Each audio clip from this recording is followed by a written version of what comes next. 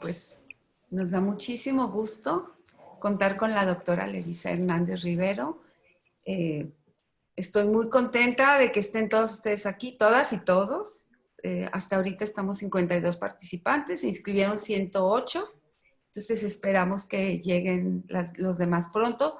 Y les pido que ahorita pongan en el chat su nombre y su mail, por favor, para poder hacer la lista de asistencia. Y también les informamos que la reunión va a constar de dos partes. La primera parte, la exposición de la doctora Laritza, y la segunda parte van a poder poner en el chat sus preguntas y dudas. Entonces, cuando acabemos de ingresar todos los nombres con su mail, las que ya se registraron con que tengan su nombre completo está bien, pero si no se registraron en el link que les enviamos, entonces sí tienen que poner su mail. Marta, si quieres presentar a la doctora, por favor. Muy bien. Bueno, buenos días. Muchas gracias por su asistencia. Yo soy Marta Fragoso, líder de la Liga de la Leche, y estoy muy contenta de que la doctora Laritza Hernández Rivero, gran promotora del parto y la lactancia, pues nos acompañe hoy en esta mañana. Ella es ginecobstetra, es dula, es asesora de lactancia, es mamá de dos niñas, Jimena y Valeria, ambas nacidas respetuosamente y estuvo acompañada. Una fue por cesárea humanizada, la primera que se realizó en Hermosillo hace ya 15 años, y luego un parto respetado después de cesárea, a las dos amamantadas. La doctora es una apasionada por el poder femenino en todas las etapas de la vida, pero principalmente aquel en el que descubren y redescubren las mujeres en el parto, la lactancia y la maternidad. Ella estudió en la Universidad Juárez Autónoma de Tabasco, es especialista en la Universidad del Ejército y la Fuerza Aérea Mexicana, recertificada por el Colegio Mexicano de Ginecología y Obstetricia, certificada en Water Birth, certificada en Gentle Birth, es dula certificada por DONA, Internacional y Salud Primal de México. Tiene formación en salud mental perinatal por Terra Mater y es asesora en lactancia certificada por EduLacta. Además tiene un diplomado en lactancia materna por la Universidad Jesuita de Guadalajara, la ITESO. Es la presidenta de la Asociación de Dulas en Sonora y fundadora de la Asociación Salud Primal de México. Como les decía, ardua promotora del nacimiento humanizado y la lactancia materna. Doctora Laritza, bienvenida y muchas gracias por compartirnos su conocimiento y experiencia. Muchas gracias, Marta. Muchas gracias por la presentación. Pues hoy les vamos a hablar un poquito sobre pues, todo lo que está ocurriendo en torno al COVID-19 en lo que respecta al embarazo, al parto y a la lactancia. La pregunta que nos hacemos, ¿tienen mayor riesgo las embarazadas al COVID-19? Pues no hay evidencia científica que nos manifieste que hay un mayor riesgo que la población en general. El hecho de estar embarazadas disminuye un poco nuestro sistema inmunológico, lo cual nos hace que estemos dentro de ese grupo de riesgo, pero no más riesgo que el resto de la población en general. No hay evidencia de que exista aún una transmisión mamá-bebé cuando se presenta por lo menos la infección en el tercer trimestre. Dentro de los estudios que se hicieron, pues las muestras en líquido amniótico, en sangre del cordón umbilical, en el flujo vaginal, en los hisopos de garganta de los bebés o en la misma leche materna salieron negativos al SARS-2. La evidencia aún es incierta en si hay un aumento en los síntomas, en los resultados maternos en cuanto a la sintomatología, si son más graves o no en los bebés y en las madres. Y no hay datos de que aumente el riesgo de aborto en el primero o en el segundo trimestre. Y tampoco se ha comprobado aún de que existan datos de teratogenicidad. Pero si estoy embarazada, ¿cómo puedo protegerme del COVID-19? Nos podemos proteger de la misma manera que el resto de la población en general, lavándonos las manos con frecuencia, guardando nuestra sana distancia, evitando tocar nuestra nariz, nuestra boca, la cara y estornudar cubriéndonos con un pañuelo o estornudando en la parte interna de nuestro brazo. Existen otros riesgos agregados al embarazo, no solamente por la propia infección o por el riesgo de adquirir el COVID-19. Esta pandemia ha aumentado los riesgos de ansiedad en la mujer embarazada, el riesgo propio que por sí solo genera el confinamiento que estamos teniendo por el sedentarismo que presentamos, en la falta de sol y la falta de vitamina D al no exponernos al sol, el mismo estrés familiar, aquellas mamás que aparte de ser mamás, son mamás que trabajadoras, que tuvieron que empezar a hacer home office y atender al mismo tiempo a sus pequeños, ayudarlos al mismo tiempo a hacer sus tareas, al mismo tiempo a hacer las labores de la casa, pues todo eso aumenta la ansiedad y el estrés familiar. También tenemos el riesgo añadido de poder adquirir la infección al ir a nuestras revisiones al médico. Y uno de los riesgos más importantes que este confinamiento nos ha dejado es el riesgo a la violencia de género, al propio embarazo, al riesgo de la violencia intrafamiliar por el mismo confinamiento. Aunque nuestro presidente diga que no han aumentado esos índices, pues realmente pues las estadísticas manifiestan todo lo contrario. ¿Por qué en la diapositiva anterior puse en negritas como riesgo importante el sedentarismo? Por sí solo, el COVID-19 produce un mayor riesgo de tromboembolismo. Al ser el embarazo un estado de hipercoagulabilidad, aunado a una poca movilidad por el sedentarismo que les comenté anteriormente, por el confinamiento al hogar y hasta el propio ingreso al hospital donde nos tienen, donde algunas mujeres pueden estar acostadas, si no es que en su gran mayoría en los hospitales públicos, esto aumenta más el riesgo de tromboembolismo venoso materno. Por ahí es la parte del riesgo que hay infección de COVID-19 con el embarazo. Pero, ¿qué recomendaciones hay? El gobierno mexicano hizo unos lineamientos para la prevención y la mitigación del COVID-19 en la atención del embarazo, parto, puerperio y de la persona recién nacida. Dentro de las recomendaciones que dan es que es importante seguir acudiendo a la consulta prenatal, pero aquí básicamente nos hace hincapié en que las consultas, si no es una paciente de riesgo, como sería aquella mujer diabética, aquella mujer embarazada hipertensa, aquella mujer embarazada con un problema de hiper o hipotiroidismo, básicamente sus consultas tienen que ser un poco más espaciadas. Se recomienda que por lo menos se haga una consulta en el primer trimestre del embarazo. Estamos hablando desde que se sabe embarazada hasta las 13 semanas aproximadamente, independientemente la edad de embarazo en el primer trimestre, se recomienda por lo menos una consulta. Lo ideal que sea entre la semana 11 a la semana 13, en donde correspondería hacer su primer ultrasonido, que es pues dentro de los más importantes para la detección de parto prematuro, preeclampsia, restricción del crecimiento y problemas cromosómicos. Por eso la importancia ahí de hacer esa primera consulta. Después del primer trimestre se recomiendan las consultas prenatales con un espacio entre 5 hasta 6 semanas hasta llegar el momento del parto. Se da prioridad, como les mencioné, a aquellos embarazos de alto riesgo. Ahí sí es muy importante que la embarazada con una patología asociada a su embarazo acuda a sus consultas cada 4 semanas por lo menos. Si ellas cuentan con un equipo para monitoreo de la presión arterial en caso de las pacientes hipertensas o que salieron con riesgo elevado de preeclampsia en su ultrasonido del primer trimestre, pues sería conveniente que se estuvieran monitoreando las presiones en casa, o si cuentan con su detector de su glucómetro, aquellas pacientes diabéticas, pues estar haciendo sus monitoreos en casa y mantener una comunicación directa con su médico. Es importante que si tiene que acudir a la consulta, lo haga de manera sola o por lo menos con un acompañante, y que este acompañante no tenga sintomatología. Si hay algún síntoma sospechoso, es importante antes de entrar a la consulta el lavado de manos y la colocación del cubrebocas.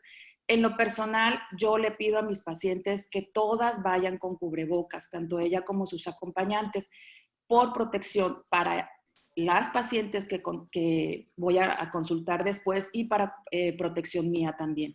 En caso de casos sospechosos, se les recomienda permanecer en aislamiento domiciliario 14 días. Esto es, nosotros Una vez que se agenda la consulta, hacemos en lo personal, mi secretaria lo que hace es preguntarle si tiene algún síntoma o si ha estado en contacto con alguna persona que tuvo o sospechosa de COVID, pues les pedimos que reagenden su cita y que permanezcan en casa sus 14 días como aislamiento preventivo, que es lo que marcan los lineamientos. Como todas las medidas preventivas en el embarazo, la vacunación no está exenta en estos casos y se hace más hincapié en la aplicación no solo de la vacuna del tétano y tosferina, que sería la TDAP, sino también la vacuna de la influenza. Y es importante dentro de estos lineamientos, y es importante que se lo hagamos ver a las pacientes, que tienen que acudir al hospital en presencia de datos de alarma, tanto respiratorios como obstétricas. Ahí sí no hay justificación para brincarse su consulta. Y es de preferencia, recomiendan que no utilicen el transporte público. Si hay necesidad de utilizarlo, es importante que se trasladen siempre utilizando su cubrebocas.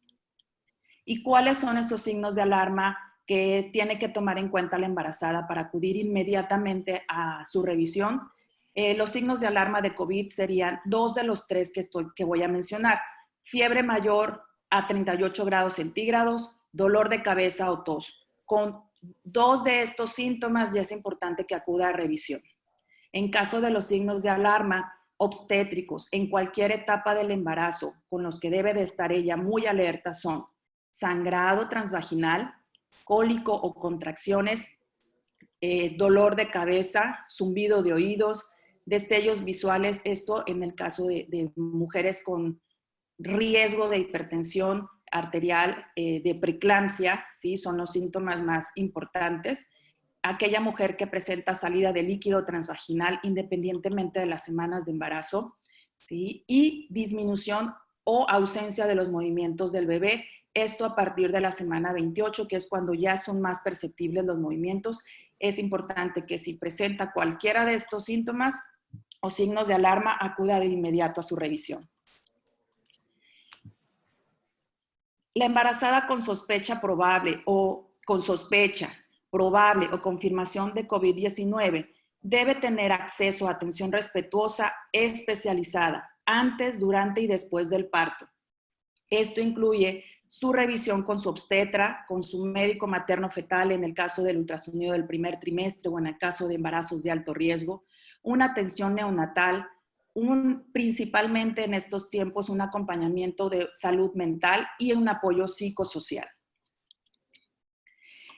¿Qué recomendaciones se han hecho a nivel mundial, como la Royal Academy o el Colegio Inglés de Ginecología, el Colegio de Matronas de Inglaterra, la Organización Mundial de la Salud, el Colegio Americano de Ginecología? Ellos recomiendan que todas las embarazadas con síntomas leves de infección por COVID deben de hacer un autoaislamiento en el parto temprano. Es decir, una vez que inicia el trabajo de parto, lo más conveniente es que la mujer pase esa primera etapa del trabajo de parto, la fase latente, en casa, hasta después que ya empieza la fase de trabajo de parto activo, entonces sí acudir a la unidad obstétrica o al centro donde se va a atender para poder monitorear y continuar la labor de parto.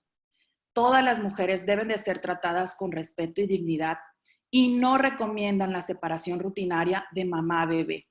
Y algo muy importante que se ha visto que muy al inicio, yo creo que así continúa, muy al inicio de la pandemia, pues empezaron a programar cesáreas por aquello de que se fuera a saturar los hospitales.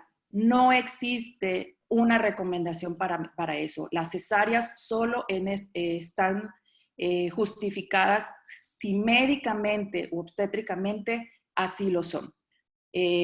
Todas las mujeres tienen derecho a una experiencia de parto positiva y segura. ¿Qué recomendaciones da en cuanto al modo de nacimiento estos mismos lineamientos en nuestro país? Pues el nacimiento debe de individualizarse en cada mujer. Recuerden, cada una va a crear su propia experiencia de parto y por lo mismo su manejo debe de ser en forma individualizada, de acuerdo a una indicación obstétrica, con respeto a los derechos humanos, perspectiva de géneros e interculturalidad. con apego al consentimiento informado y de acuerdo a las preferencias de la mujer. Aquí mismo estos lineamientos vuelven a hacer hincapié en que la cesárea solo debe de hacerse cuando está médicamente justificado. Estos lineamientos están basados en los lineamientos que en el 2016 hizo la Organización Mundial de la Salud para los cuidados del parto, para poder tener una experiencia de parto positiva. Ante esta situación de COVID, pues se hicieron pequeñas modificaciones, es decir, aquí en estos lineamientos a nivel mundial se permitía el acompañamiento. Bajo estas circunstancias que estamos viviendo, pues se está recomendando que se limite el número de acompañantes a 1 por paciente. Aquí, lamentablemente, hay hospitales que bajo sus propios criterios y protocolos han impedido la entrada del acompañante, en algunos casos solo durante la cesárea y en otros durante el parto y la cesárea. No existe alguna justificación para estos protocolos que están manejando algunos hospitales. Aquí en los propios lineamientos que creó nuestro gobierno de México, está muy claro que pues sí puede haber acompañante en el parto, pero se recomienda que sea 1 por paciente. Depende del médico, realmente puede también estar una dula en caso de que la mujer así lo desee. Ya sabemos que la dula, la evidencia científica nos ha demostrado que el acompañamiento, y si es por un profesional capacitado, pues va a tener muchos aspectos positivos en el parto, al disminuir el número de intervenciones, al tener una experiencia más satisfactoria de parto para la mujer, al aumentar la mayor probabilidad de que termine en un parto, menor probabilidad de utilizar una analgesia, menor probabilidad de ir a una cesárea. Entonces, pues ante esta situación que estamos viviendo, en el que la mujer está sometida a aún más estrés por el simple hecho del temor a poderse infectar con de poder adquirir el COVID-19, pues básicamente es mucho más importante en estos momentos que aquella mujer que va al trabajo de parto esté acompañada. Si se puede por un familiar, muy bien, excelente si puede tener el acompañamiento de una dula. Es importante que durante este acompañamiento, toda paciente que tenga síntomas respiratorios utilice durante el trabajo de parto el cubrebocas. Insistir en las medidas de higiene y se recomienda un egreso hospitalario temprano, así como un aislamiento preventivo en domicilio durante 14 días después del parto. Aquí en la cuestión del cubrebocas,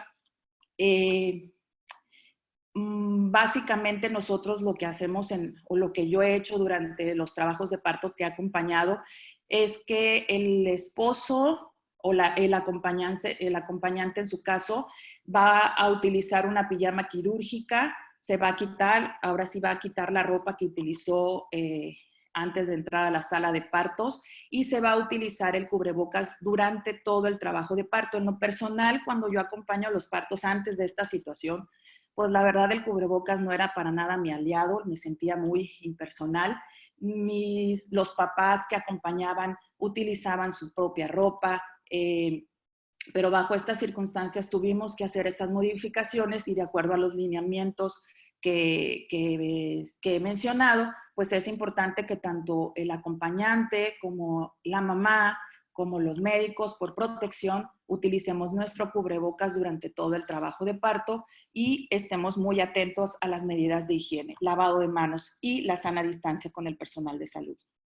Para las dulas siempre les recomendamos, porque ellas trabajan pues en mucha cercanía con la mamá, pues que usen sus gogles, que usen su cubrebocas en todo momento para evitar el contagio. Bueno, ¿qué sucede cuando la mujer es COVID positiva? En caso de que la infección sea leve a moderada, es importante no interrumpir el embarazo. Hay que dar pie a que este embarazo o que este trabajo de parto inicie de manera espontánea. Pero en el caso de una infección severa donde ya hay una falla orgánica, donde ya hay una insuficiencia respiratoria o una sepsis severa, en ese momento sí hay que valorar la interrupción del embarazo y de acuerdo a las manifestaciones en mamá, la gravedad de los síntomas, se podrá valorar obstétricamente y médicamente si se requiere o no una cesárea. Si la mamá dentro de esta infección se encuentra estable y las condiciones obstétricas así lo permiten, lo mejor es iniciar el trabajo de parto. Diversas organizaciones a nivel mundial, entonces, tanto la Organización Mundial de la Salud como la Sociedad Materno-Fetal, recomiendan, nos mencionan que la infección por COVID-19 no es una indicación para adelantar el parto, ni mucho menos para realizar la cesárea. Como les comenté, debe de existir una indicación obstétrica para poder realizarla. El Colegio de Ginecobstetras de Inglaterra dicen que no hay evidencia de que la analgesia o la anestesia epidural no se pueda utilizar durante el trabajo de parto. No hay contraindicación alguna para que no se lleve a cabo el corte tardío del cordón umbilical. Y es muy importante, se ha visto que separar al bebé de la mamá no solo no va a prevenir la infección, sino simplemente la va a posponer. Así que no es una recomendación que deba realizarse. El contacto cercano y la lactancia materna temprana y exclusiva van a ayudar al bebé a crecer. Una mujer con COVID-19 debe recibir el apoyo para amamantar de manera segura, tener a su bebé inmediatamente al nacimiento, estar con él piel con piel y compartir la habitación con su bebé. ¿Qué sucede en torno a la lactancia? Pues no existe evidencia de transmisión del COVID a través de la leche materna. Como vimos en los primeros estudios que se hicieron cuando empezó la contingencia en China, pues se tomaron muestras de la leche materna y pues no se encontraron huellas del virus. Se recomienda iniciar la lactancia materna y continuarla aún en caso de que la infección esté confirmada, bajo ciertas medidas de higiene. El efecto que tiene la leche materna es particularmente fuerte contra las enfermedades infecciosas, por lo cual es importante que ese bebé pueda hacer la primera toma de leche las primeras horas del nacimiento, ya que va a recibir todos los efectos antiinfecciosos y la transferencia a la competencia inmunológica y la memoria contra todo tipo de infecciones. Aquella mujer que es COVID positivo puede amamentar, tomando en cuenta las medidas de higiene necesarias, desde utilizar su mascarilla, lavarse las manos y limpiar y desinfectar rutinariamente todas las superficies de contacto. Todas las mamás tienen el derecho de recibir el apoyo práctico para permitirles iniciar y establecer esa lactancia materna para poder manejar así todas las dificultades comunes que se presentan en la lactancia materna. ¿Qué sucede en el caso de mamás sospechosas o confirmadas COVID-19 que requieren estar en una hospitalización? Es decir, no son aquellas mamás que se pudieron ir de alta inmediatamente. Pues estas mamás pueden tener dos caminos de acuerdo a la sintomatología que presentan. Hay mamás que pueden ir a alojamiento conjunto si sus síntomas son leves y en este caso deben estar aisladas de otras pacientes. La cuna del bebé debe de estar por lo menos a 1.5 metros, debe de estar muy al pendiente de realizar todas sus medidas higiénicas y es su derecho de recibir apoyo para el cuidado y la atención de su bebé, así como ya dijimos, para el inicio y el afianzamiento de la lactancia. En el caso de que las mamás tengan que ser separadas temporalmente de su bebé, es importante que sean alentadas a iniciar y continuar la lactancia materna, ya sea directamente al pecho o mediante extracción de la leche, con apoyo personal de salud que esté capacitado. Hay que proporcionarle un extractor y contar con todas las condiciones para poder preservar esa lactancia materna, teniendo todas las medidas higiénicas antes mencionadas. Y es importante que esta mamá al alta pueda recibir un apoyo constante, ya sea para iniciar con relactación y o continuar la lactancia materna. La Organización Mundial de la Salud, así como la Organización Panamericana de la Salud, recomiendan como alternativas para poder sostener la alimentación con lactancia materna o su defecto, con sustitutos apropiados de la leche materna. Esto es, aquellas mamás que por alguna razón no pudieron dar lactancia materna, no pudieron hacer esa extracción, es decir, no pudieron darle de su propia leche al bebé, recomiendan como alternativas dar, si existe banco de leche en el hospital, pues proporcionarle leche materna del banco de leche. Cuando no contamos con estos medios, pues un sustituto apropiado de la leche materna. En algunos países pues se utilizan las nodrizas, ¿sí? Aún se utilizan y pues también son una opción si estas nodrizas no son positivas al COVID-19.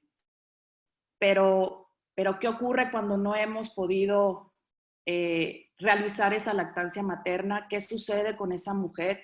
Pues es muy importante hacerles ver que si no ha podido dar el pecho, el vínculo con su bebé lo va a construir cada día. Esto es, seguirla apoyando después de su alta para que se haga sus extracciones, para que relacte o en su defecto, para que pueda hacer ese vínculo con su bebé, aunque no haya logrado por circunstancias ajenas a ella o por la propia enfermedad amamantar de forma adecuada o como ella hubiese querido. Es importante hacer ver que las mujeres con sospecha o confirmadas COVID-19 no van a poder donar leche materna. Esto no es porque puedan contagiar a través de su leche materna. Como ya hemos visto, pues no se ha encontrado todavía, no se ha encontrado el virus en la leche. Esto es básicamente por las medidas de aislamiento que debe de tener esta mujer donadora de leche. ¿Qué repercusiones a nivel físico y mental y social puede tener el aislamiento en el puerperio? Pues básicamente es importante que después de esta alta, como ya vimos, la mujer tiene que irse en un aislamiento preventivo durante 14 días, en donde pues se recomienda que únicamente esté en casa con los mismos cuidadores con los que estuvo previo al trabajo de parto o con el cuidador que estuvo con ella en el trabajo de parto. Esto por lo regular es la pareja. Entonces, es importante que esta mujer, al no tener esa tribu de apoyo que antes de toda esta contingencia ella había puesto en sus planes de posparto, el apoyo que debía de recibir por parte de sus hermanas, de su familia, de su mamá, pues ahorita la gran mayoría de las mujeres no lo está pudiendo tener precisamente por este aislamiento. Entonces es importante darles ese apoyo a la salud mental, a la salud y a la prevención de la violencia. Apoyar a esta mamá con un cuidador sano, en este caso, como les dije, el acompañante que estuvo con ella durante el trabajo de parto, es la principal persona de apoyo. Es importante hacerles ver que no deben de recibir visita durante el periodo de aislamiento preventivo. Tanto ella como el bebé están en un periodo de mucha más vulnerabilidad para poder adquirir la infección. Por eso es importante que en estos casos no se recomienda que tengan visitas. Realmente, por un lado, yo veo favorable esta recomendación porque pues, muchas veces en nuestra sociedad el parto es una fiesta para toda la familia y pues a veces ni siquiera dejaban descansar a las parejas, dejaban descansar a la mamá o dejaban que estuvieran solos para crear el vínculo con su bebé. Hasta cierto punto, el no permitir las visitas después del parto en estos momentos, pues va a ayudar más a esas horas de cercanía que necesita tener la mamá con su bebé. Por una parte es favorable, pero por otra parte no, porque pues la mujer se tiene que encargar de, no solamente en estos casos, no solamente de su bebé, sino de todo lo que conlleva el cuidado de su hogar. Entonces, es una indicación que hasta cierto punto puede ser favorable, pero al mismo tiempo no en cuanto a la salud mental de la mujer al estar sola sin el apoyo de su tribu. ¿Qué sucede en casos de sospecha o confirmación de COVID-19? El apoyo debe ser principalmente por quien estuvo con ella en el trabajo de parto y que en la actualidad no esté presentando síntomas para poder hacerse cargo del bebé. En estos casos, el cuidador siempre debe de mantener sus medidas higiénicas y utilizar el cubrebocas durante todo el tiempo que esté acompañando o apoyando a esta mamá. Y es importante hacerles ver que aunque ya no estén embarazadas, los síntomas o la infección por COVID-19 está presente y tienen que informar y presentarse al hospital en caso de que presenten alguno de los 3 síntomas que les comenté anteriormente. Fiebre por arriba de 38 grados centígrados, tos seca o dolor de cabeza. ¿Qué les recomiendo yo a mis pacientes y les recomiendo a todas ustedes en estos casos que estamos viviendo? Pues es importante siempre realizar un plan de parto, más en estos casos, informarse qué opciones tienen, qué protocolos están manejando los hospitales en donde ustedes eligieron que van a nacer. Es importante saber si aceptan la presencia del papá, de la dula, del acompañante, tanto en el parto como en la cesárea, para que esto les ayude a ustedes pues a no crearse falsas ilusiones en el aspecto de, pues yo voy a ir a mi parto y voy a ir con mi dula y pues resulta que llegando al hospital, por no haber preguntado, pues ni siquiera tu dula y pues para que veas ni siquiera el esposo. Entonces sí es muy importante tener bien planificado. El plan de parto sigue siendo una muy buena herramienta para poder ingresar a su trabajo de parto y pues platicar con su médico todas las opciones o todos los caminos que pudieran presentarse para poder ustedes plasmar sus deseos en su plan de parto.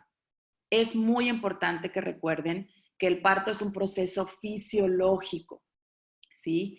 El cual es el bebé el que va a desencadenar el trabajo de parto y es muy importante que para que se pueda desencadenar la mujer se sienta dentro de todo lo más tranquila y segura, porque el trabajo de parto se desencadena con la presencia de la propia oxitocina que genera la mujer. Esa oxitocina se puede ver interrumpida cuando esta mujer tiene miedo, cuando se sienta presionada, porque va a generar una serie de hormonas que van a contrarrestar el efecto que estamos buscando con la oxitocina que producimos. Entonces, hay que darle tiempo a ese bebé, no hay que adelantarlos. Los bebés no tengan miedo porque se va a saturar el hospital, porque qué tal si hacemos que nazca antes para evitar infecciones. El bebé se encuentra protegido por ti en tu vientre. El bebé se encuentra envuelto con una serie de sustancias y protectores, lo cual lo está manteniendo a salvo. Tú lo estás manteniendo a salvo en tu pancita, ¿ok? Entonces, si tú adelantas el parto, estás quitando todas esas protecciones. Entonces, es importante que el parto se desencadene solo. Es importante que solo bajo una indicación médica obstétrica se tenga que realizar una cesárea. Muy importante, como les hice ver desde el inicio, la importancia de llevar un acompañante o una dula en estos momentos es primordial para la salud emocional de esa mamá, para que pueda fluir durante todo su trabajo de parto, aún a pesar de las circunstancias que estamos viviendo. Y pues también es importante pues tener un nuevo plan, un plan de parto en caso de separación por COVID. Es decir, ¿qué tengo que hacer yo o qué me gustaría que se hiciera en caso de que yo fuera COVID positivo? ¿Cómo voy a alimentar a mi bebé? ¿Quién va a cuidar a mi bebé? ¿Cómo quiero que nazca mi bebé? O sea, realmente hacer pues un plan. En este caso, pues ya sería nuestro plan C, en caso de que tuviéramos la necesidad de que nos separaran a mí y a mi bebé.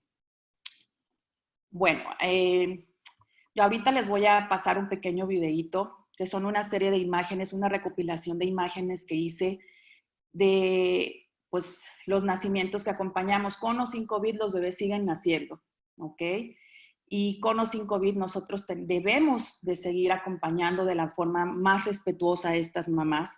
Con o sin COVID, las mamás tienen derecho a tener nacimientos respetados, a tener nacimientos acompañados. Desde que inició la contingencia en el 17 de marzo, por lo menos aquí en nuestro estado, en Hermosillo, ya nos pidieron estar en cuarentena. Hasta el 11 de mayo aproximadamente acompañé 14 partos, de los cuales hubieron 9 partos y 5 cesáreas. Entonces, espero que les guste este pequeño video que hice. A ver, vamos a ver si ahí va. Siente que el momento llega, siente tus huesos son fuertes, siente estamos ayudando, lo divino está.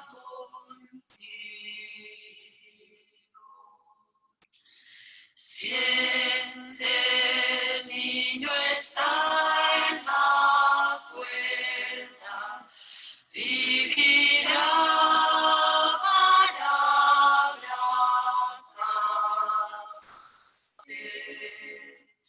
Siente, estás en buenas manos y eres parte de la tierra. Tienes lo que necesitas, Madre de todos nosotros.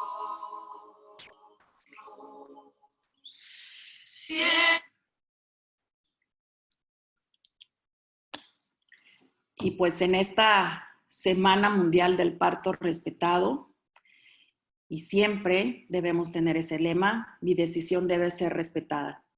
Con o sin COVID, todas las decisiones las tenemos que tomar bajo información y todas nuestras decisiones en el nacimiento deben de ser respetadas. Pues no sé si tienen alguna pregunta, espero que les haya gustado esta presentación. Muchísimas gracias, doctora Laritza. Muy buena su exposición, hermoso el video, muy emotivo y sobre todo muy esperanzador de saber que se siguen respetando las decisiones de las mujeres, ¿no? Que si en algún lugar no lo hacen, hay lugares donde sí lo hacen. Muchísimas gracias, doctora. No, pues muchas gracias a ustedes por la invitación. Como pudieron haber visto en el video, había mamás con su cubrebocas, había papás con su ropa quirúrgica. Pues al final la doctora, muy a pesar de sus gustos, tuvo que usar cubrebocas, anteojos, careta, pues por protección, ¿sí? Tuvimos que hacer muchos cambios fuertes para mí en lo personal, porque pues, soy un poquito más relajada en ese aspecto, en el aspecto de dejar a los papás pues estar más cómodos, yo estar más cómoda, pero pues sí, tuvimos que hacer algunos cambios, pero esos cambios no significan cambios en la forma de nacer, cambios en el respeto, cambios en el acompañamiento. Sí, esto, pues el virus vamos a aprender a vivir con él, pero no por eso tenemos que cambiar esta forma de nacer. Okay. Sí, muchas gracias. Vamos a entrar a la sesión de preguntas y respuestas. Algunas ya están en el chat, las que quieran poner, por favor. Y no recuerden anotar su mail. Si no se registraron, entonces necesitamos su mail para poderles enviar el video y la información pertinente de esta plática. También les pedimos que pongan sus videos si quieren poner, si aceptan, vamos a tomar unas fotos de los asistentes. Marta, ¿tú nos ayudas con las fotografías? Por favor. Pongan sus videos para que se vean sus caritas, sus caras, si es posible, ¿verdad? Y en este momento, mientras empieza la sesión Nada de más, preguntas. perdón, para que dejen de compartir la pantalla y así poder Ok. tener toda la galería de todas. ¿Ya? Y ahorita volvemos a poner. La que no quiera que aparezca su rostro en la foto, no hay problema, puede dejar su video cerrado. Entonces, ahora sí, listo, vamos a tomar las fotos. Conchita, si puedes iniciar con la primera pregunta para la doctora. Aquí vemos que incluso ya están respondiendo. Sonrían, ¿eh? No dejen de sonreír. Sigue hablando, Olga. A ver, sonrían. Ay, sí. La Sonrían. primera pregunta que tenemos es, ¿qué efectos tiene el medicamento oseltamivir y levofloxacina durante la lactancia? Bueno, no es el tema, pero pues a lo mejor puede contestar la doctora. Casi no te escuché. Levofloxacin. Levofloxacino y oseltamivir. Son antibióticos. Realmente la gran mayoría de los antibióticos pueden utilizarse durante la lactancia. Existe una página muy buena que tanto la mamá como pues, todos los médicos deberían conocerla, pero realmente la conocen más la mamá, que se llama elactancia.org, perdón. Ahí puede revisar si es compatible o no con la lactancia, ¿sí? Pero le puedo decir que la gran mayoría los podemos utilizar en la lactancia. Ok. Entonces, tenemos, dice Areli Villa. Gracias por preguntar, Areli. ¿Cuáles son las razones médicas para una cesárea? Ok. Principalmente una cesárea de urgencia, ¿sí? Que sería un desprendimiento de placenta en el cual la mamá y el bebé están en grave peligro, ¿sí? La mujer empieza a sangrar como si estuviera la llave del agua abierta, ¿sí? Entonces esa es la principal razón. Una mamá con que el bebé esté acomodado en forma transversa, que esté acostadito en lugar de estar con la cabecita para abajo. El parto pélvico es una indicación. Aquí en México no hay pocos médicos que dan el parto en un bebé pélvico, entonces el médico que tiene esa experiencia podrá ofrecer un parto pélvico, pero la gran mayoría pues hacen cesárea. ¿Qué otra razón? Una eclampsia, ¿sí? Una mamá que tiene la presión arterial elevada, que está convulsionando, es una cesárea de urgencia. ¿Ok? Esto estamos hablando en cuanto a cesárea de urgencia. En cuanto a cesárea, que durante el trabajo de, también un bebé que estando en trabajo de parto empieza a tener manifestaciones de alteraciones en su ritmo cardíaco, lo cual lo valoramos a través de pues, el monitoreo de su ritmo cardíaco y ahí nos podemos dar una idea de si realmente es un bebé que necesita nacer de manera inmediata. Durante el trabajo de parto, una necesidad de hacer una cesárea que no, hasta en su momento puede no ser urgente, pero es necesario. En el caso de que no hubo un descenso adecuado del bebé hacia la pelvis, previamente haber probado movimiento, posiciones, o sea, haber tenido en cuenta todas las estrategias para favorecer ese descenso del bebé, pues es una indicación. Estamos hablando de bebés que vienen con a lo mejor una postura inadecuada en la posición de su cabeza para poder entrar a la pelvis, ¿sí? Esas son pues las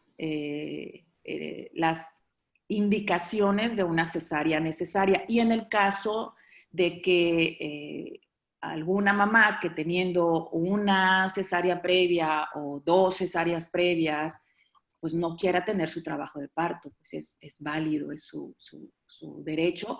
Aquí en estos casos lo ideal sería, si no hay un problema agregado en estos casos, pues explicarle a la mamá que lo ideal no es programar una cesárea, sino que lo ideal es esperar el trabajo de parto para que nos dé la indicación el bebé de que ya es tiempo de nacer, aunque vayamos a una cesárea. Y lo mismo va para los casos de bebés que están acostaditos, atravesados, o en bebés en caso de que estén pélvicos, pues vaya, esa sería pues como que una recomendación. Ok, sí, podemos hacer la cesárea, pero lo ideal es que el bebé indique cuándo. No hay una urgencia por sacar a un bebé transverso o pélvico antes de tiempo, ¿no? Si no hay una indicación materna u obstétrica.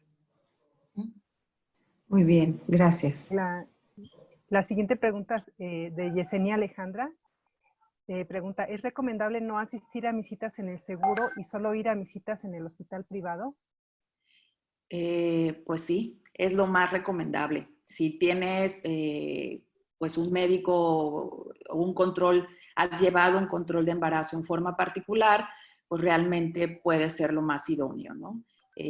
Por lo regular, tienes cita ahorita en el Seguro Social, a los 3 días con tu médico particular y a los 3 días con el ginecólogo, porque te toca ir con el ginecólogo del hospital. Entonces, realmente no tiene caso tener 3 consultas, ni antes ni después del COVID, con mucha más razón ahorita. Si tiene la oportunidad de solo asistir con su médico particular, mejor. Bueno, Hola, doctor. bueno, sí. Ah, ¿qué pasó, Marta? Oye.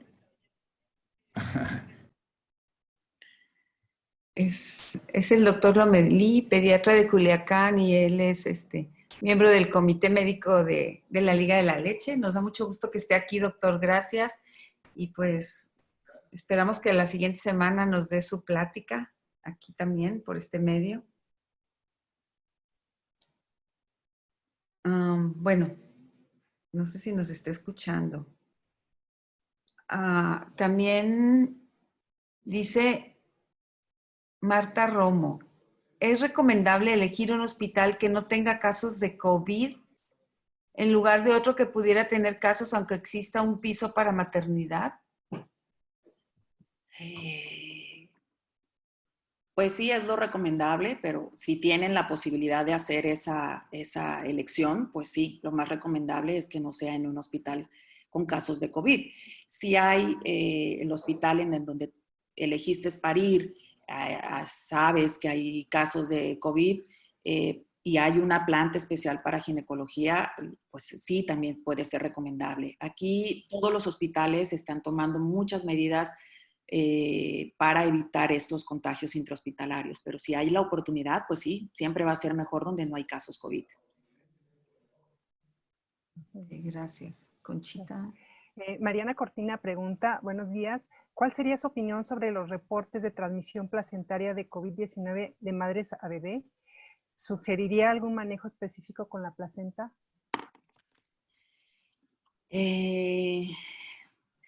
Pues ahí me reservo un poquito mi opinión en el aspecto de que, pues, la placenta es en realidad una coladora de enfermedades, ¿sí? Con o sin COVID va a evitar la transmisión de cualquier enfermedad al bebé. Entonces, no hay mucha evidencia científica en cuanto al el efecto favorecedor de la placenta en cuanto a la ingesta o la encapsulación de la misma. El doctor Zavala hizo una muy excelente revisión de una serie de artículos que pueden encontrar en nuestra página, si no me equivoco, Salud Primal o Nacer Suave, donde viene especificado, pues, básicamente el estudio y el por qué existen opiniones encontradas al respecto del efecto favorecedor de la placenta. Yo en lo personal en este momento, pues únicamente la recomendaría pues para hacer impresiones, para sembrarla en el jardín, pero ahorita no. De hecho, no, yo no la recomiendo. Si la mujer bajo sus propias creencias lo quiere hacer, adelante, pero en estos casos la verdad no sería recomendable la ingesta de la placenta. Ok. Bueno, ¿dónde está? El doctor Lomelí quería decir algo. A ver, doctor. ¿Está aquí? ¿Ahí toma el micrófono? Ahí está. Ya está prendido. ¿Ya me escuchas? Sí, sí, sí Ok, se escucha, doctor. ok, muchas gracias. Bueno, pues primero un saludo a todos. Y Larisa, como siempre es un gusto saludarte, felicitarte por tu exposición. Yo quiero acotar dos cosas muy breves que están preguntando. ¿Los cuidados del recién nacido tienen que ser igual ahorita que anteriormente? Si no cambia nada, absolutamente, sus exámenes rutinarios, o sea, y sí se debe de vacunar, o sea, no hay problema, o sea, uno. Dos, sí, bien es cierto que hay un solo reporte que salió hace 4 o 5 días, donde detectaron, pues, algunos antígenos, digo, los anticuerpos en la placenta, pero no demostraron que el bebé, en este caso, haya tenido contagio. O sea, sus IgM, IgA salieron negativas y no hay un solo reporte donde aparentemente sí hay algo ahí en la placenta, ¿no? Pero bueno, anecdóticamente, bueno, no, está documentado, pero la mayoría de todos los estudios que se han hecho no hay. Y que no hay una transmisión vertical, ¿sí? Y en el momento del parto, ya sea por cesárea o... El otro comentario que les quería hacer yo es, bueno, ¿qué he hecho yo? ¿Qué hemos estado recomendando a las mamás para el cuidado posparto? La recomendación, efectivamente, pues es la que dice Larisa. Vamos a ver que individualizar. Yo lo que les he recomendado es que sí se consigan un acompañante para que esté dentro de la casa, pero no entre y estés entrando y saliendo. O sea, yo llego a mi casa, ¿sí? Ya después del parto, me acompañó ya sea el esposo o otra persona, y además conseguirte otra persona, pero que va a estar exclusivamente al cuidado no debe de entrar y salir, no puede ir al mercado, no puede ir a hacer eso. Los siguientes 15 días o el siguiente mes, esta persona se tiene que comprometer a acompañar a esa familia en su casa sin salir. Y dependiendo de esto, utilizarán o no las medidas sanitarias. Las medidas son, si sabemos que no está contagiada, que no tiene problemas, que ha estado sana, bueno, los cuidados pues son los mismos, lavarse. Ante la menor sospecha de algo, pues lo veo, generalmente a veces es un poquito complicado, es la utilización de la mascarilla. Si están sanos, una mamá sana, un acompañante sano, mis recomendaciones son las mismas, lavarse las manos y pues ustedes ya lo han vivido, ya saben que estos son momentos muy especiales para la familia y que requieren de apoyo más ahorita en estos momentos donde la mamá pues está en la familia con esta angustia. Sí, no visitas, yo estoy totalmente de acuerdo, nada de visita, nada de que voy a saludar, que de lejecitos, y aquí te veo y un besito de fuera, no, cero. Pero si pueden conseguir esta persona que esté exclusivamente dentro de la casa, mi recomendación es que procuren hacerlo. Yo en lo personal les explico que lo ideal es que por lo menos si se pudiera un mes antes o 15 días antes de la fecha probable de parto, la persona que las vaya a acompañar se vaya a quedar, como dice el doctor, ahí con ellas en casa antes del trabajo de parto, que no haya salido, que la indicación es importante para que sea un buen acompañante sin riesgo, es que previamente a irse a la casa de la embarazada y puérpera no haya salido de casa por lo menos unos 15 días, quedarse en la casa de la embarazada 15 días antes del parto y comprometerse, quedarse si se pudiera toda la cuarentena, excelente, y si no, por lo menos 15 días, pero igual sin salir. La única persona que recomiendo que salga a hacer las compras, los pagos y demás sigue siendo el papá, que es la persona que ellas hayan elegido, pero que solo sea una persona la que salga, más no el cuidador. Completamente de acuerdo con el doctor. Qué buen tip me agregaste al mío. O sea, perfecto, no, esto no lo había tomado en cuenta. O sea, me parece excelente que esta persona esté dentro de casa de antes, ¿sí? Y entonces así aseguras o minimizas los riesgos. Buen punto, Larisa. Gracias, doctor. En el registro nos dejaron algunas preguntas. Voy a leer una de ellas. Dice, mi parto es para 1 de octubre. ¿Es recomendable particular? Yo me imagino que ella está en el seguro o en el ISSSTE. Pues si está bajo sus posibilidades, pues sí, y si se ajusta al plan de parto que usted tiene, porque igual puede usted solicitar un parto particular y van a hacer exactamente lo mismo que en el hospital público, pues realmente no veo el cambio, ¿sí? Si usted quiere tener un parto de manera diferente a la que en su momento pudiera tener en un hospital público, pues sí, sigue siendo una muy buena opción la particular. Gracias. También aquí hay una pregunta de Areli. Inducir el parto, ¿qué tan recomendado está y qué problemas puede traer? Porque su médico le está recomendando inducir. Primero hay que saber cuál es la causa de la inducción, ¿sí? Por Sí, la pandemia.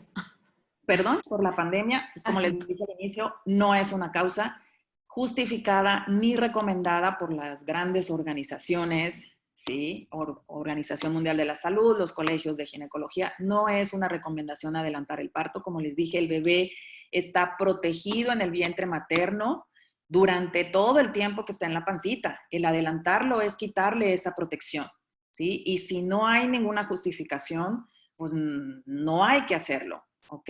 La inducción tiene sus propios riesgos, ¿sí? El medicamento puede generar más contracciones que las que el propio cuerpo puede tolerar y que las que el propio bebé puede tolerar. Puede no funcionar si estamos hablando que se va a inducir a las 37 semanas. El cuerpo no está listo para iniciar un trabajo de parto. Precisamente por eso no ha iniciado. Entonces es mucho más probable que la inducción no progrese, ¿sí? Y que de todos modos termines en una cesárea.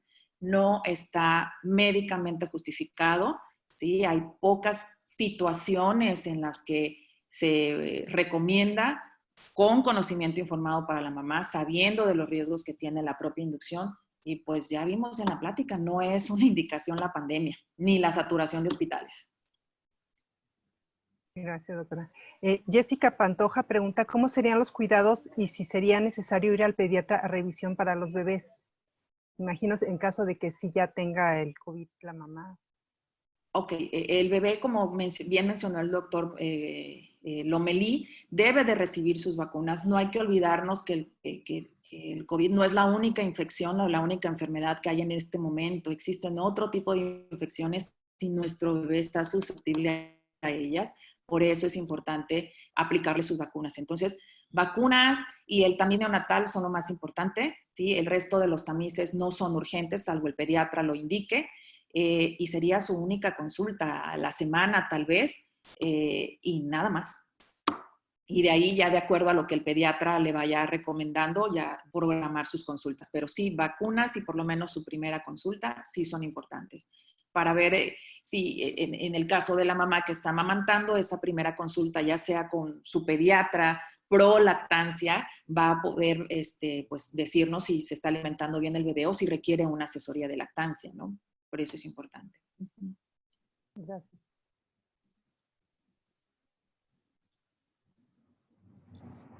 Estaba hablando sola, perdón. Ivonne nos pregunta, ¿cuánto tiempo duran los baby blues? Es muy variable, puede durar aproximadamente una semana o dos, y si dura más ya no se llama baby blues, se llama depresión postparto. ¿Okay?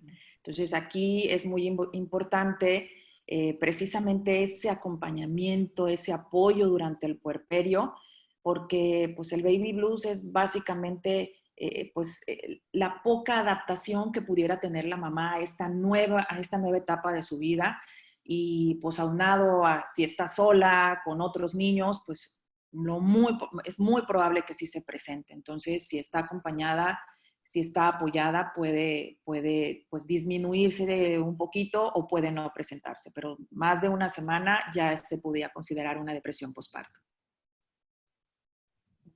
La siguiente pregunta creo que ya la respondieron en el chat. Preguntaba Yajaira que con lactancias de un bebé mayor de 12 meses, en caso de ser positivo, que se hace con la lactancia, pero me parece que ya la respondieron en el chat. Entonces vamos a seguir con la siguiente, que es de Gaby Ferrer.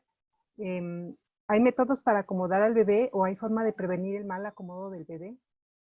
Sí, claro, el movimiento es muy importante, el que la mujer se encuentre activa durante todo el embarazo va a ayudar a que el bebé se acomode. Si el bebé viene sentadito o de pompis, existen maniobras que algunas personas, principalmente las parteras o algunos médicos que tienen esta experiencia, pueden ayudar a acomodar al bebé, ¿ok?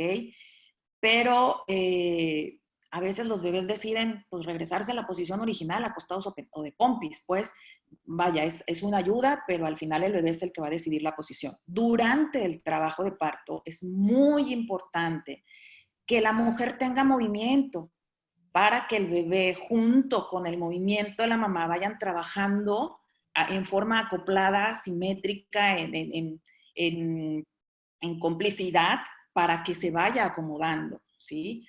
Dentro de la pelvis. A veces, a pesar del movimiento, pero son muy pocos casos, pues el bebé decide no acomodarse, pero ya el hecho de darle esa oportunidad y no irse directamente a una cesárea porque está pélvico desde la semana 28, pues sí hay mucha diferencia. Sí existen técnicas, como le digo, parteras o algunos médicos pueden acomodarlos antes del parto y durante el parto ciertas posturas. Gracias.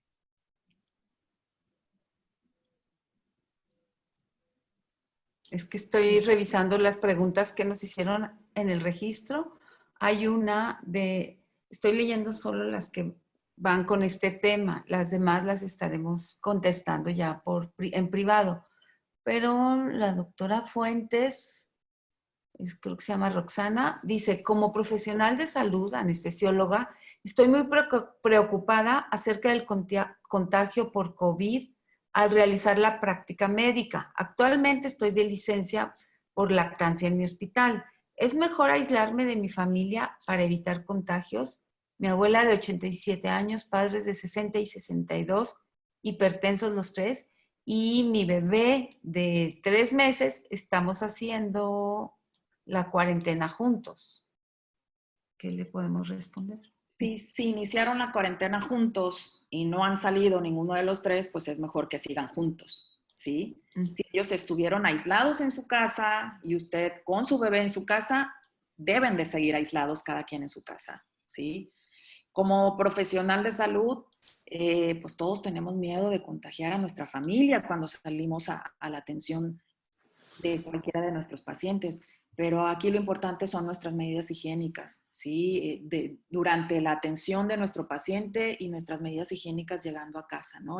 Usar correctamente el cubrebocas, no estarnos tocando ni el cubrebocas ni la careta, lavarnos las manos, pues todas las medidas con las que nos han bombardeado en la televisión y en todos lados, es lo mismo para los médicos. Sí, todos tenemos miedo, pero pues tomando o llevando a cabo todas las medidas, pues el riesgo lo vamos a disminuir muchísimo, ¿no?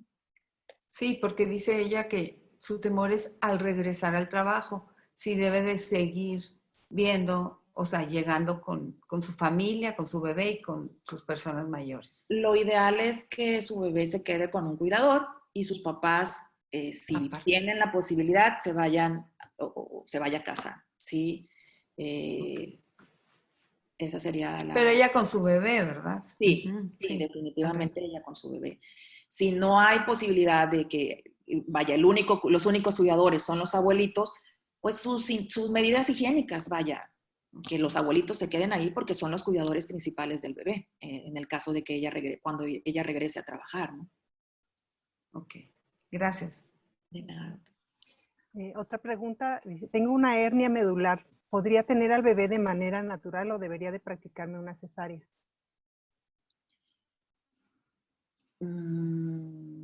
Depende del sitio donde esté, realmente no veo contraindicación. Va a ser a lo mejor un embarazo y un trabajo de parto quizá un poquito más molesto por la posición, pero no debe de haber contraindicación. Realmente es en la columna vertebral y lo que vaya, funciona durante el trabajo de parto es la pelvis, el movimiento que hay en la pelvis. La columna no es una contraindicación para ir a un parto. Hay que intentarlo. Lo que suceda durante el trabajo de parto para poder decidir la cesárea, pues ya sería en ese momento. No es una indicación para cesárea.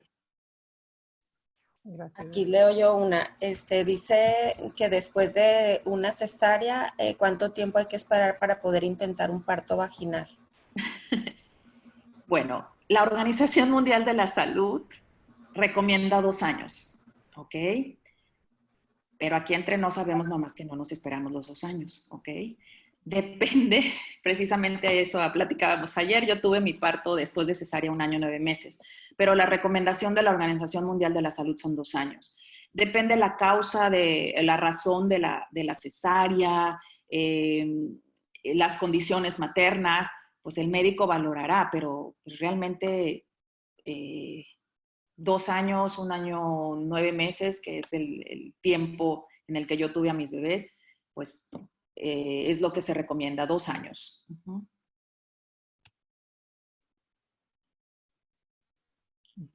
Rebeca,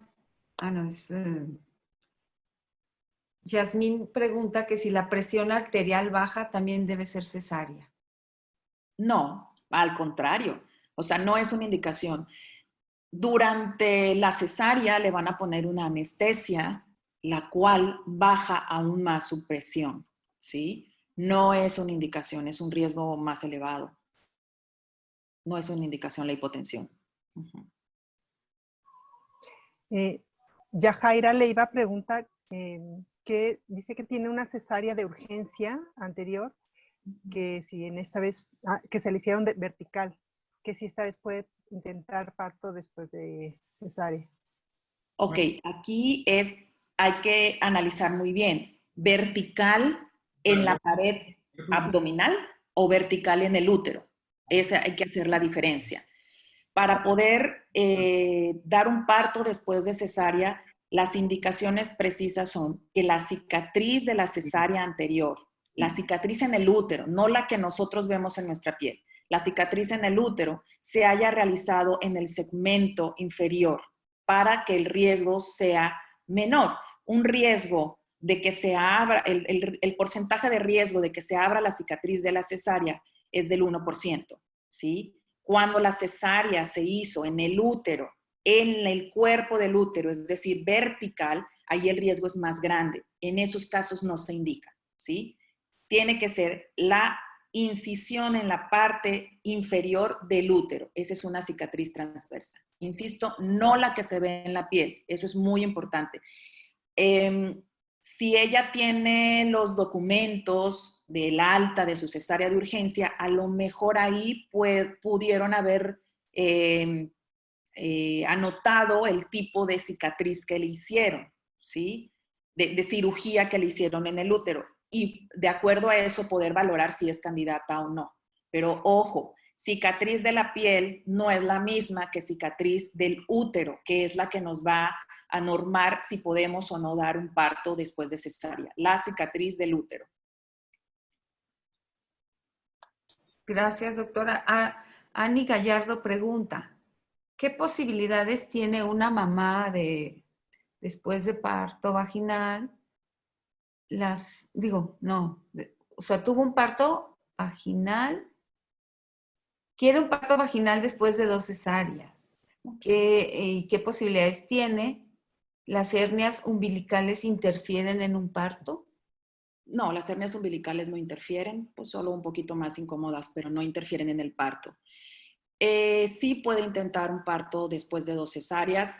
El riesgo cuando hay una cesárea de que se abra la cicatriz de la cesárea en el parto es del 1%.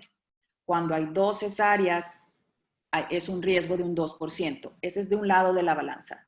Lo que ella tiene que poner en la balanza es el 80 a 90% de probabilidad de poder llegar a un parto después de cesárea. Entonces ella tiene que analizar qué le puede más. ¿Le hace más ruido ese 2% de que se abra su cicatriz o le hace más ruido el 80-90% de éxito de un parto después de cesárea? ¿Ok? Gracias. Okay. Luz Beltrán pregunta, ¿el nuevo medicamento contra el COVID que están probando aquí en México, Remdesivir, tiene alguna contraindicación con embarazo y lactancia? Una disculpa, no he leído respecto a esto todavía. No sé si el doctor Lomelí o el doctor Zavala, que creo que están por ahí, pueden contestar esta pregunta.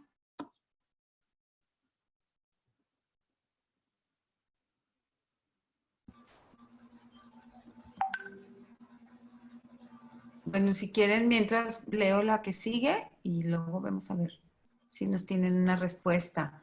Yo la puedo contestar. Olga. Ah, ok, gracias, Mariana. De nada, el Remdesivir es un antiviral, es un medicamento que se probó inicialmente para el tratamiento del ébola.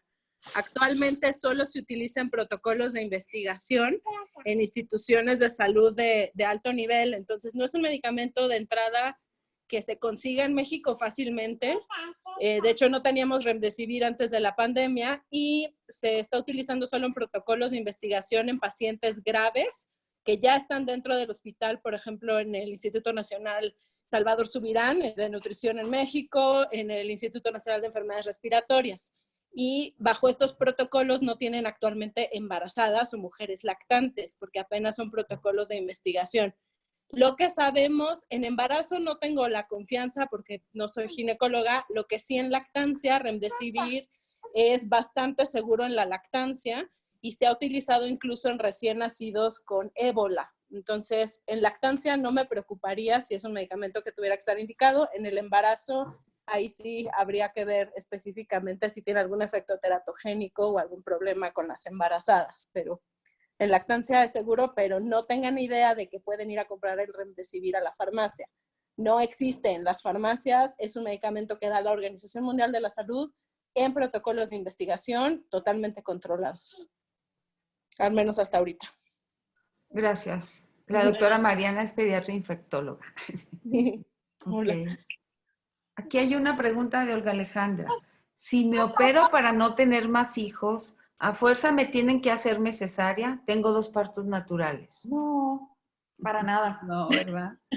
Al contrario, es mejor que después de tu parto te hagan la salpingo, porque la herida es abajo del ombligo, es una herida de una cicatriz de, si acaso, 1 o 2 centímetros, y tu recuperación va junto con el parto, ¿sí? En cambio, pues para hacerte la cesárea sin una causa justificada, pues te tienen que hacer una incisión de aproximadamente unos 10 centímetros. No es una razón la salpingo para hacer una cesárea. Ok, gracias, doctora.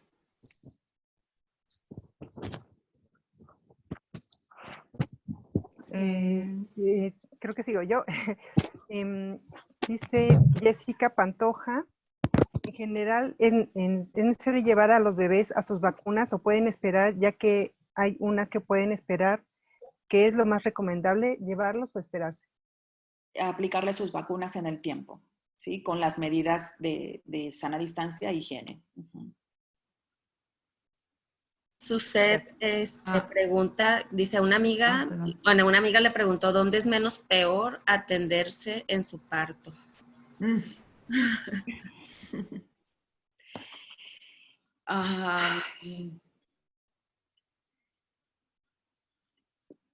Aquí la pregunta es, ¿qué es lo que está buscando ella? Exacto. ¿Sí? Básicamente, no es que sean peor o mejor.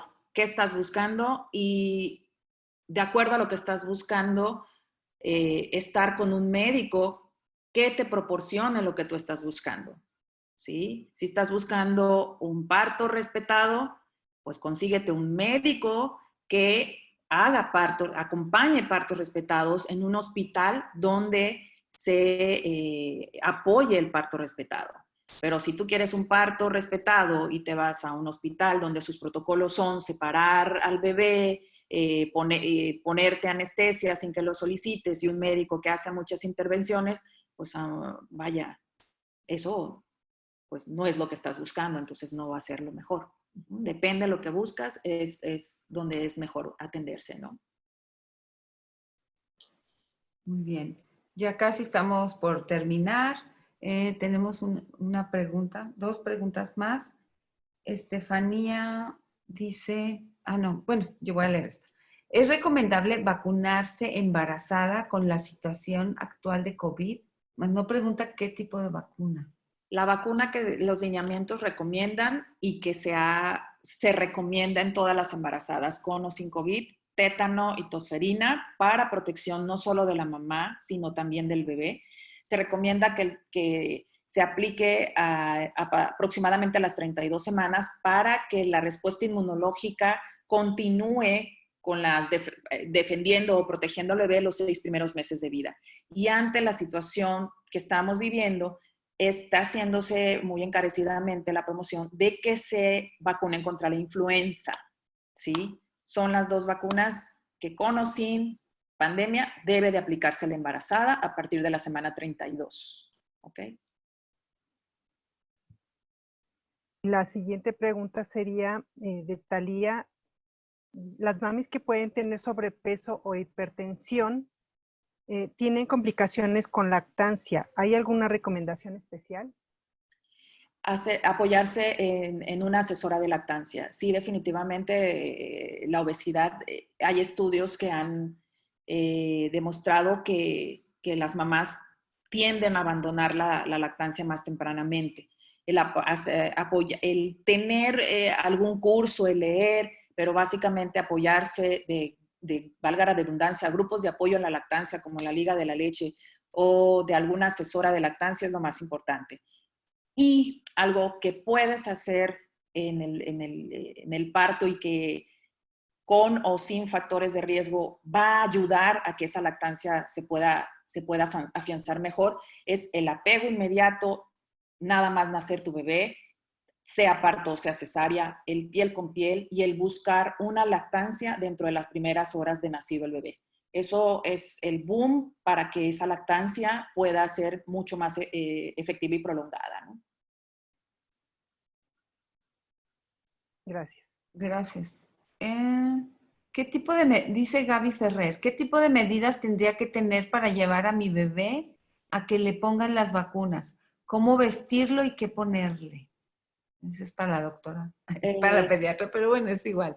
Sí, realmente yo les recomiendo a las mamás que si, como la mayoría van al centro de salud o a las unidades de medicina familiar, que baje el esposo a ver si tienen que hacer fila o a ver cómo está la cantidad de gente, de personas ahí reunidas, para que ahora sí nada más llegue inmediatamente a la vacunación. No necesita una ropa especial el bebé, no necesitan ponerle careta, ni mascarilla, ni cubreboca al bebé, no está recomendado ponérselos.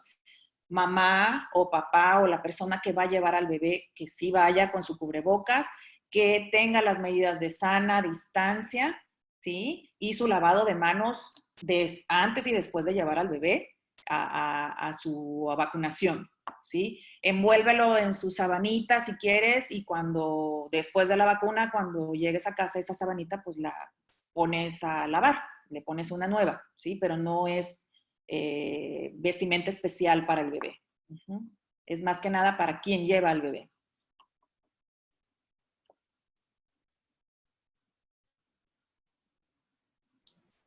Ya serían todas las... Falta una, perdón. Falta una ¿Puedo más. utilizar aceites esenciales en el embarazo?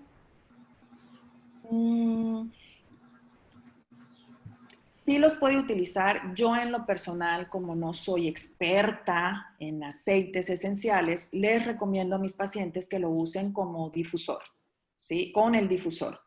Si ella quiere utilizarlos, pues lo ideal sería contactar a alguien experto en los aceites esenciales para que le pueda decir cuáles sí y cuáles no puede utilizar durante el embarazo, porque hay algunos que no se pueden utilizar, eso es muy importante. Si necesita apoyarse en alguien que tenga pues todo ese conocimiento. Muy bien. Pues muchísimas gracias por tu tiempo y tu paciencia para responder todas nuestras dudas. Realmente valoramos mucho el tiempo que te estás tomando para estar aquí con nosotras. Pues ya estamos casi a las 12:30, da por terminada la sesión. Y quiero agradecer por tu presencia, decirles que vamos a tener una con el doctor Lomelí la siguiente semana de cuidados de recién nacido. Les avisamos y les mandamos el link del registro por mail. Las que no se han registrado y que están aquí, por favor pongan su mail para poderlas incluir. Y vamos a enviar también el video de esta charla por si se tuvieron que salir o si se distrajeron con los niños. No sé si hay alguna otra pendiente, alguna otra cosa. Yo quisiera agradecer también a los doctores que entraron y voy a referirme a los que conozco, que es al doctor Lomelí, al doctor Zavala y a la doctora Mariana. Y aprovechar para invitar al doctor Zavala también a que ahora en el mes del padre, pues él también participe en estos foros. Después de la siguiente semana, que es el doctor Lomelí, a la siguiente ojalá pueda darse un tiempito que nos diga para poder invitar también a las mamás. El doctor Zavala es ginecobstetra y el doctor Lomelí es pediatra, entonces pues podemos tener este espacio para seguir ayudando y apoyando a las dudas así con especialistas y que promueven la lactancia. Eso sería de mi parte. Y pues claro, agradecerle a la doctora, ¿no? Encantada de que hayas aceptado y de que seas una aliada de nosotras, porque todo el que promueve la lactancia es nuestro aliado y conocerte y saber que eres una persona congruente es también pues muy, muy padre, muy esperanzador ver que hay profesionales de salud así de entregados y de preparados. Muchas gracias, doctora Laritza. Gracias a ustedes por la invitación. Espero haber resuelto, la gran mayoría de sus preguntas, que mi ponencia les haya sido de gran ayuda. Y pues recuerden que nuestra decisión es nuestro derecho, nosotras podemos decidir y vamos por más partos y por más lactancias a pesar del COVID-19. Muchas gracias. Gracias, Conchita, por ayudarnos con las preguntas. Ani, que está ahí en la parte técnica, muchas gracias y te agradezco tu apoyo. Y pues en la página de Facebook de la Liga de la Leche de México podrán ver, tenemos más reuniones de Zooms, grupos de apoyo, como no podemos tenerlos presenciales. Les recomendamos que se unan a los grupos de apoyo. Están por temas, el tema que les interese o que necesiten. Se pueden inscribir igual registrándose y asistiendo como ahora. Aprovechen todo esto que lo podemos hacer ahora sí con todas juntas, ¿no? Con reuniones de toda la República, incluso aquí hay una persona de Chile. Entonces, aprovechen este espacio que estamos teniendo por la cuarentena. Y bueno, agradecemos su presencia de cada una de ustedes que se tomaron y me encanta verlas con sus bebés. Muchas de ustedes están con sus bebés, qué bonitas se ven. Qué padre. Ay, mira, qué bonitas. Olga, ¿me permites hacer un comercial? Mañana jueves 21 tendremos el grupo en línea con el tema de extracción y almacenamiento de la leche materna. Muy bien, Tere. Para que lo busquen si quieres poner aquí o un mail o lo buscan en el Facebook. En nuestra página de Facebook, Liga de la Leche de México, están anunciados todos, como tú quieras. Hoy en la tarde también tenemos otro grupo para bebés que no se quieren pegar al pecho. Grupo de apoyo. Y yo creo que es mejor que entren a la página de la Liga de la Leche México y ahí ya pueden ver se está anunciando por semana cuáles grupos hay y los horarios. Y mandan inbox y ya se les manda de manera personal el link. No se publica, no se hace público el link, sino solamente a quien lo solicite. Exacto, para seguridad. Entonces, pues muchas gracias. Voy a dejar ya de grabar. Gracias.